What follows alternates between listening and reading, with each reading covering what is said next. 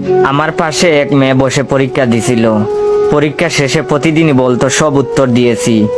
আমাকে জিজ্ঞেস করলে মান সম্মানের খাতিরে বলতাম আমিও সব উত্তর দিয়েছি। শেষ পরীক্ষায় মেয়েটা বলল গোল্ডেন না থাকলেও অন্তত 100% A+ থাকবেই। আমিও কম কিসে। আমি বললাম আমার গোল্ডেন টাকার কথা। রেজাল্টের কয়েকদিন পরে মেয়েটার সাথে দেখা। আমি বললাম কি খবর, কেমন আছেন? রেজাল্টের খবর কি? সে বলল ভালো আছি, A+ আসছে। আপনার কি খবর?